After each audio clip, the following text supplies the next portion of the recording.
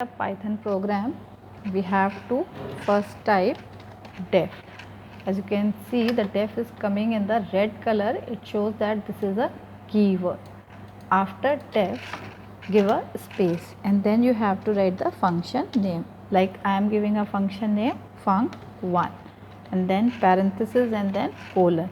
Parenthesis is the most important part of the function, as it is telling the compiler that here we are going to create a function definition. Then after writing the header of this function, as soon as you will place a enter, your control will by default come in the indentation of the function. Now I am giving a statement like this.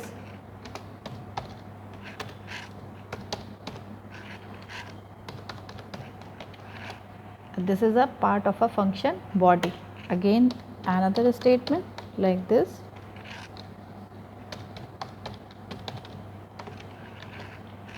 So this is again a part of a function body.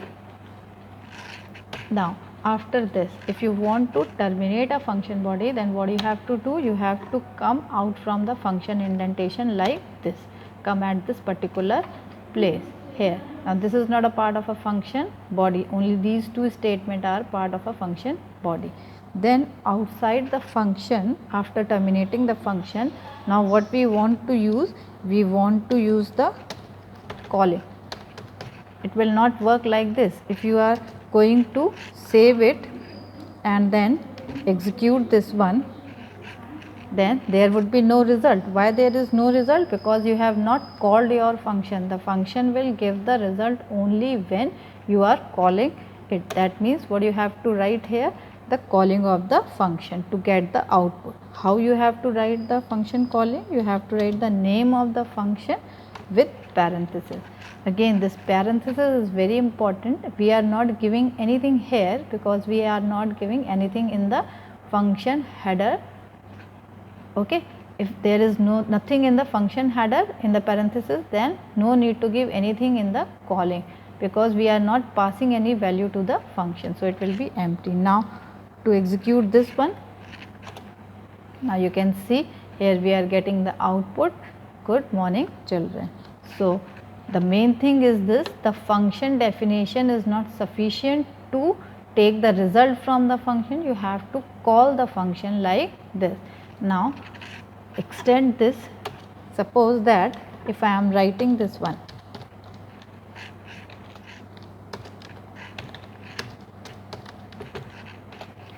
now what would happen? Your control or your cursor will start execution from this point.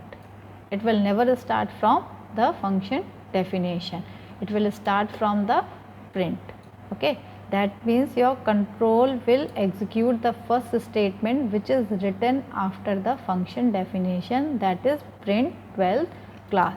After this it will come in the definition calling. It will call it. While you are calling this one, what would happen? The control will jump to the definition part and it will execute the definition part. Okay, now just see the output of this code. First it is printing 12th class. Why? Because the calling is done afterwards. First the statement will be executed which is before the calling, that means the 12th class. Then we are doing calling. At the time of calling, the control will jump to the definition part, and in the definition we have given two statements, so we are getting this output. Now the another advantage you have studied for this one is the calling of the function, or the advantage is reusability of code. So here I am telling you how to do the reusability of code. Now I have said class 12 children, good morning. Now I am writing 11th class. Now I would again want to say good morning to the 11th class student. Now what you have to do, you have to not write the code again, only you have to call the function. Now after defining once the function, wherever you will call it, here till here I have defined it. After this, wherever I will call it, the control will move to the definition part and it would give us a result. So in this case the output will be first this statement would be executed. Why? Because this is the statement after the function definition. Okay, then after this function statement will invoke, this is a calling of a function, then this one and then this one. Okay, now see the output again.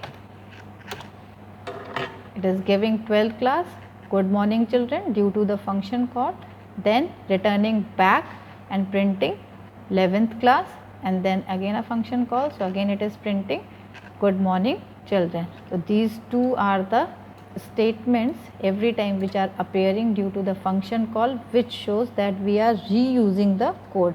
Here we have created once this code and then we are reusing the code.